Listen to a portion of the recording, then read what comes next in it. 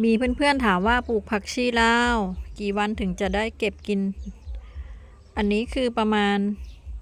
23วันนะคะทุกคนได้ประมาณนี้23วันเราก่อนหวานเราก็กรีดร่องนะคะพอเขาโตขึ้นเขาก็จะอยู่เป็นร่องใครร่องมันเป็นแถวแบบนี้ช่องว่างตรงนี้เราก็